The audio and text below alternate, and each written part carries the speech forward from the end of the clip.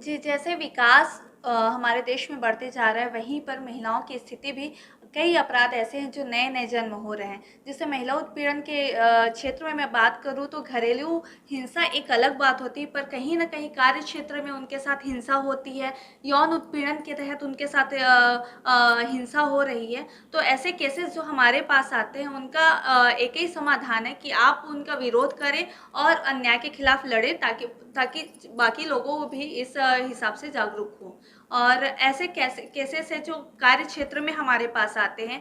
तो एक एग्जांपल के थ्रू बताना चाहूँगी कि जो मदर होती है फीड कराते हुए अपने बच्चों को, उनको अलग सा रूम नहीं मिलता है। ये भी एक महिला उत्पीड़न के तहत आता है, क्योंकि ये प्राइवेसी है उनके लिए कि उनको अपने पेमेंट के लिए, छुट्टी के लिए, ये और जो पीरियड्स आते हैं उस हिसाब से छुट्टी के लिए उनको दिक्कतों के सामना करना पड़ता है। एक बात हम कहते हैं कि लड़का लड़की एक समान, लेकिन हम उनके कर्तव्यों और अधिकार के बारे में बात करें तो कहीं न कहीं महिलाएँ इसमें कहीं न कहीं अछूती रह जाती हैं, जिस पे हमको कदम उठाना ज़रूरी है, और हर महिलाएँ अपने लिए कदम उठाएँगी तो वो बहुत ज़्यादा ज़रूरी है उनके लिए।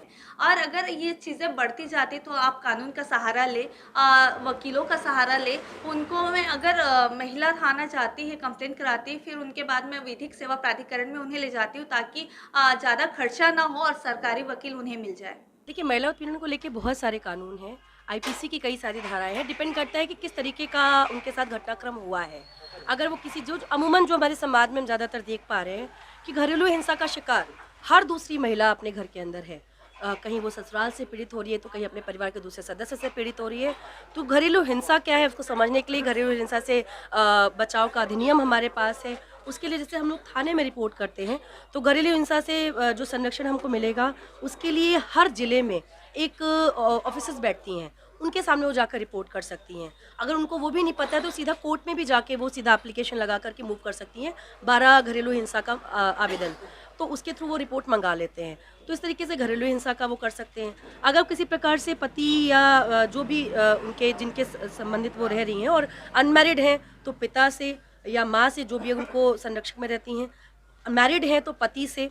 तो वो 125 सीआरपीसी का भी कानून है कि अगर वो आर्थिक तौर पे तंगी झेल रही हैं, आर्थिक तौर पे उनका शोषण हो रहा है, पैसा नहीं मिल रहा है, तो उस हिसाब से तो प्रताड़ना किस प्रकार की होती है, उन तमाम चीज़ों पर निर्भर करता है कि आपको किस, जैसे अगर कोई छेड़खानी का, ईव टीजिंग का मामला है, तो 354 आईपीसी में हमारा प्रावधान है, उसका हम उपयोग करके पुलिस थाने में रिपोर्ट कर सकते हैं।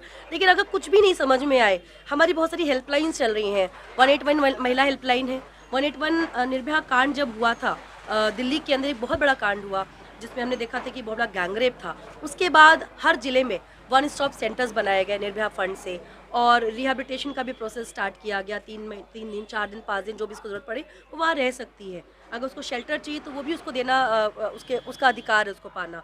181 पे अगर वो कहीं दर्ज नहीं कर सकते, एटलीस्ट वो फ़ोन के माध्यम से कि, या अगर महिला नहीं भी कर पाए तो महिला के बिहाफ पे, अगर मैं मान लीजिए मेरे बगल में कोई महिला प्रताड़ित हो रही है, तो उसके बिहाफ पे मैं शिकायत कर सकती हूँ। तो ये तमाम चीज़ें हैं, बस वही कि अवेयरनेस की कमी, उस तरीके से जानकारी होने की कमी के कारण इन चीज़ों का फ़ायदा कई बार नहीं मिल पाता है।